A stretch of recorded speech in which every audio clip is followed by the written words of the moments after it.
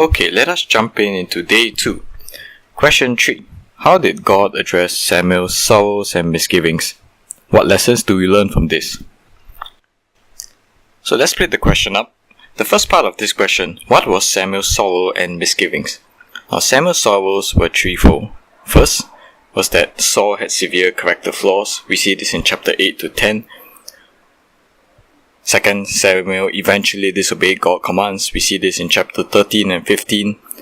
And third, that Samuel was warning the people that a humble and faithful king was needed to serve the people properly. Now, Samuel's misgivings was as follows. We can see evidence of this is in verse 2. It says, "If Saul hears about it, he will kill me." Now, this is what Samuel was afraid about. Now, the second issue is how did God address Samuel's sorrow? Now, the Lord said 5 things to Samuel in verse 1. He says, first, how long will you mourn for Saul? Second, the Lord has rejected Saul as king over Israel.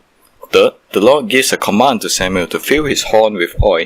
Now, fine olive oil that was contained within a ram's horn is actually used for a person to anoint someone who is to become a new king. So when the Lord told Samuel to fill his horn with oil, he's basically instructing Samuel, get ready, I'm going to appoint a new king. So that's the third thing. The fourth thing, be on your way. Go. I am sending you to Jesse of Bethlehem. And why did he do this? Why did the Lord do this? We see this in verse 1c. I have chosen one of his sons to be king. So that's the rationale. And the second part, how did God address Samuel's fear or his misgivings? The Lord said to Samuel, take a heifer with you and say, I have come to sacrifice to the Lord. The most important part, and here's the interesting thing, he says, I will show you what to do. Verse 3. Interesting. So, if you ask me what lessons do I learn from this, I think what I took away was that, Samuel doesn't need to fear about anything, because the Lord will show Samuel what to do. Similarly, if we were to trust in God and to just listen to what He has to say, He will tell us what to do. Our sorrow, our misgivings will be all taken away. So that's question 3. Now question 4. What insights did the Lord give Samuel as he considered Jesse's son? How do those insights challenge, warn, or impact you?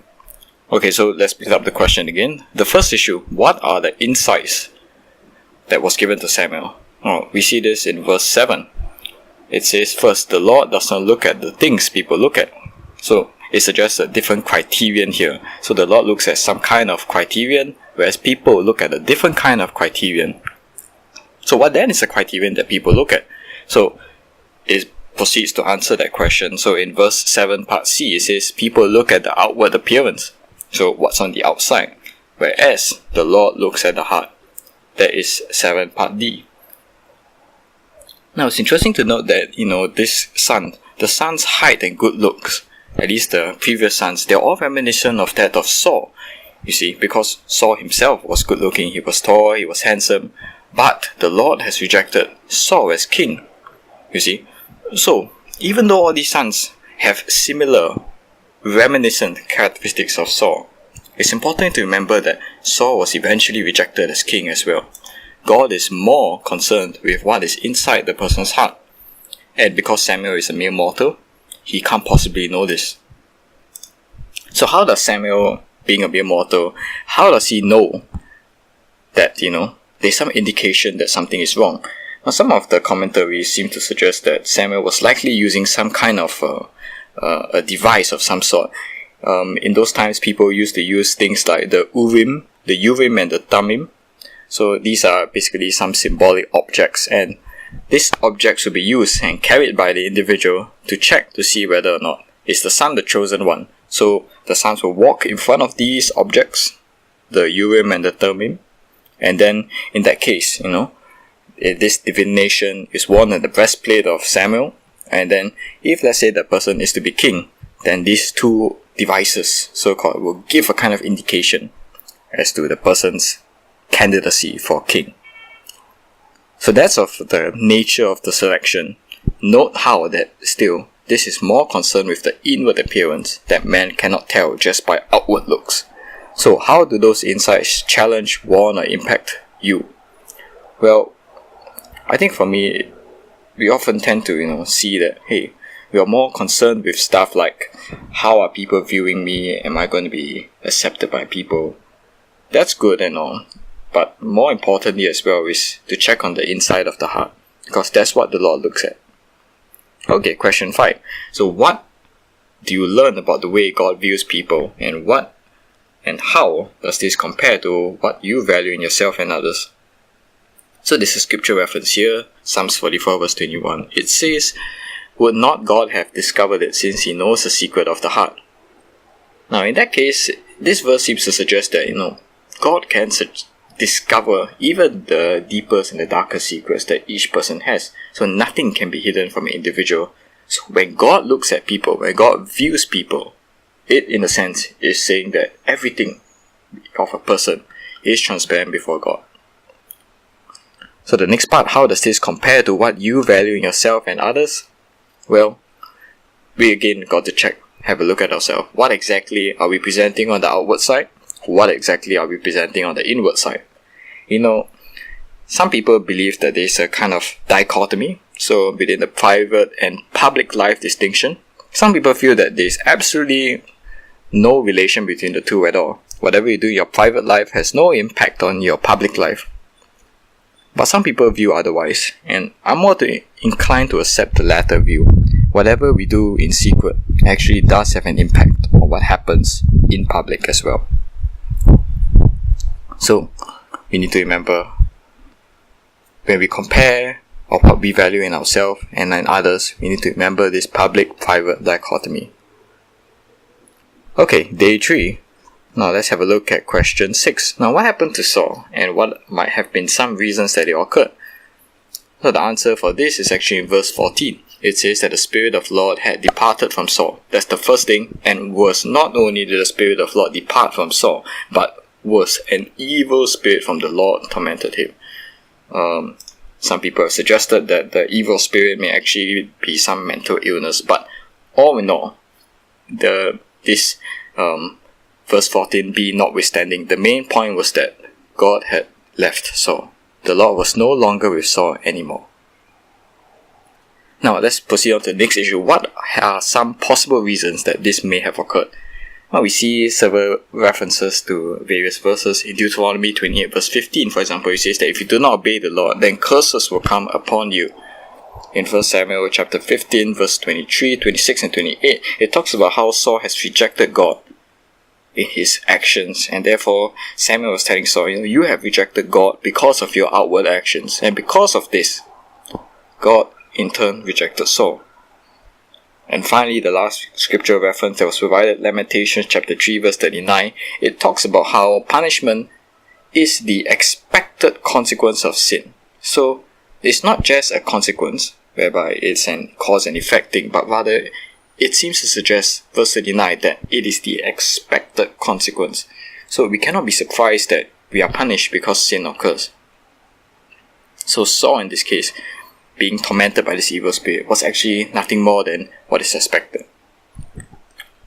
Okay, question 7. How did God move David from the shepherd's field to serving in the palace? And what characteristics are evident in David as he served Saul? Okay, so let's break it out again. In the first part of the question, how did God move David from the shepherd's field to serving in the palace?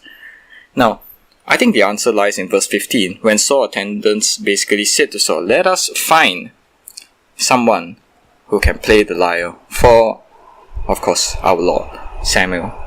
So, I think the answer to this is that God must have caused Saul's attendants to suggest to Saul, hey, let's go and search for David, this person. So that was probably the first reason. And, interestingly, I think another reason was probably due to the zeitgeist of that time, whereas people in that era thought that musicians can ward off or get rid of evil spirits that are tormenting an individual.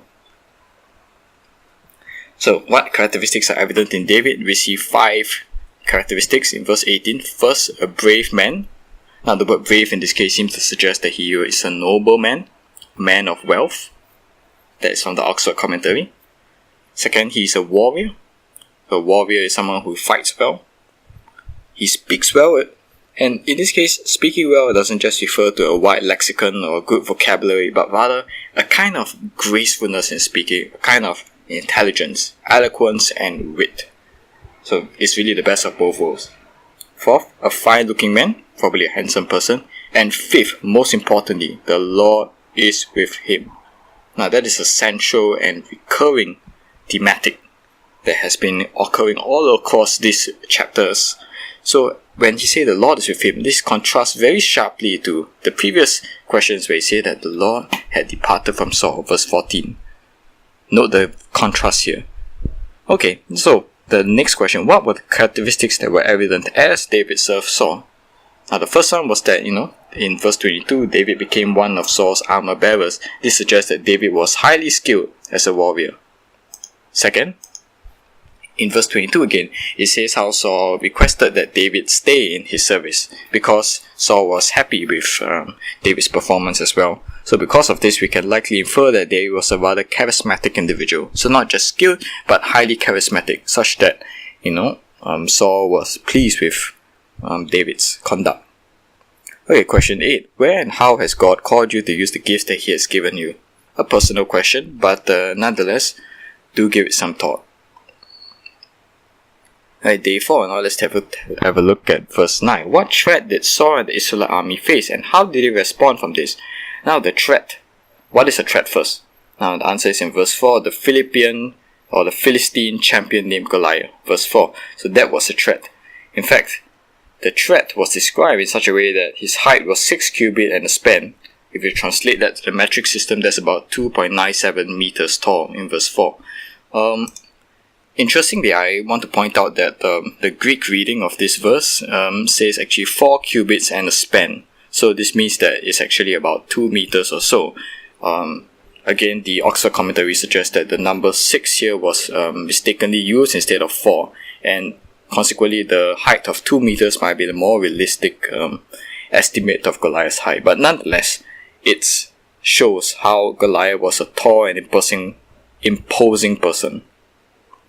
Okay, so how did the Israelite army respond to this? Now we see this in verse 11. Saul and all the Israelites were dismayed and terrified. So it's twofold, dismayed and terrified. Now verse 10. How did Goliath taunt the Israelites, and what was his idea to settle the battle? Now we see evidence of this in verse 9 and verse 10. He taunted the Israelites by saying, if I can overcome this fighter that you sent forth, then the whole of the Israelites will become the subjects of Goliath and his people, and then they will serve them. And in fact, verse 10, he says, This day I defy the armies of Israel. So that was two kind of taunts.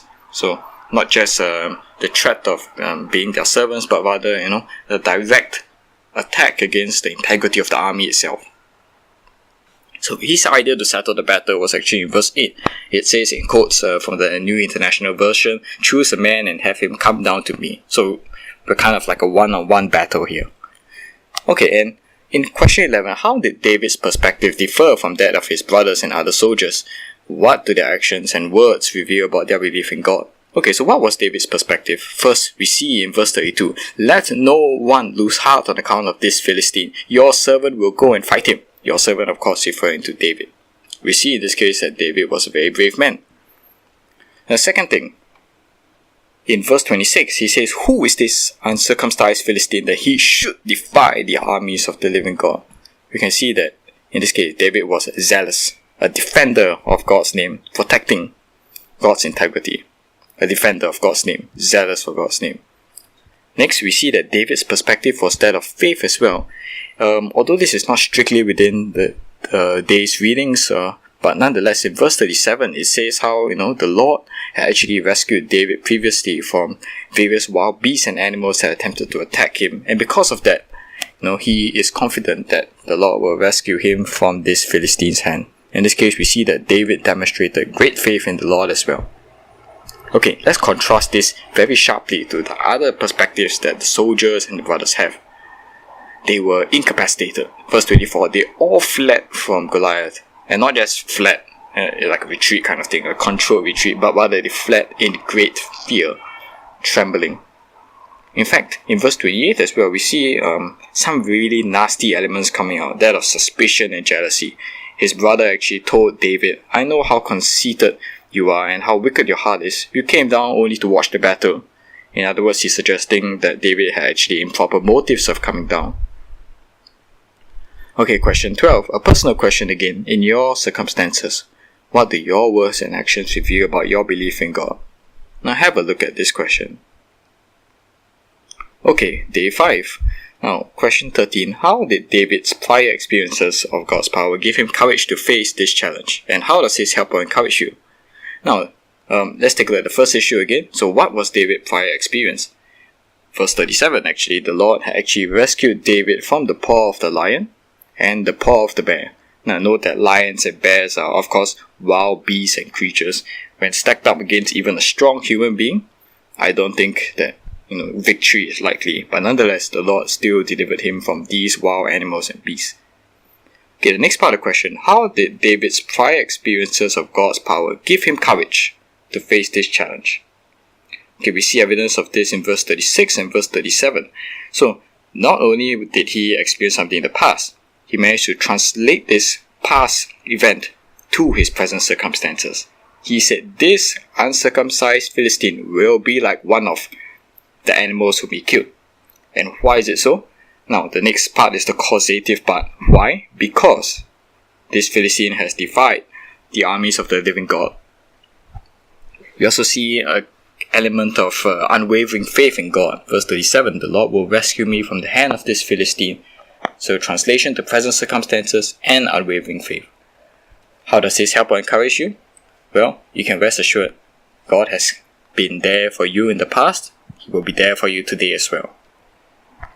Question 14. How did David's actions and words to Saul, the Israelites, and Goliath express his absolute confidence in God? Okay, so let's break this down again. What's the first part of the question? What are the relevant actions and words? So, the actions was in verse 39. It says David took his armor and his sword off. Now, those are actually stuff needed for battle. So, the fact that he took it off actually suggests that now he's without any kind of protection whatsoever. And the sword is traditionally used as a means of fighting the enemy, you see. So, by taking this off, that is possibly interpreted as, a sense of absolute confidence in God. But nonetheless, do note that David didn't go empty-handed, of course. He still had some stuff with him to help him on this battle. Okay, now what are the words that David said? Again, verse 37, the same recurring verse.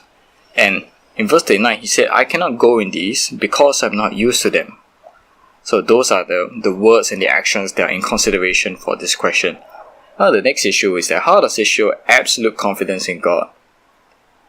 Now, despite having limited experience in battle, David pressed on nonetheless. Again, the Oxford commentary does shed some insight here. The fact that Saul was actually putting on this armor onto David actually seems to suggest that Saul didn't really get the whole point of David's advantage. Because David was someone who is actually nimble, someone who is actually quick and able to move, he will actually be really bogged down by this kind of armor. You see, so when Saul actually gives him all this armor and stuff, he's unacquainted with it, he's bogged down by it, he's uncomfortable with it. The fact is that David is not an experienced soldier, and yet David still was brave enough to proceed and face this giant. Okay, question 15. In what specific ways could you follow David's example in your own present circumstances? A personal question? Consider what are your present circumstances and how we can follow David's example then and there. And finally, the last question. From this passage, what similarities are there between David and Jesus Christ? Okay, there are many similarities here. I just want to highlight two. The first was that David was a shepherd king, but Jesus is actually the ultimate good shepherd. Second, according to this guy called Walker and Howarth in 1987 and 1907, David actually buried Goliath's head at Golgotha. Jesus, after he was crucified on the cross, he was also buried at Golgotha. So in this case, it seems to suggest that, could this be a relation to sin, the ultimate bearing of sin, or the destruction of evil? We're not too sure, but it seems to be that there may be some connection here. So that is another similarity.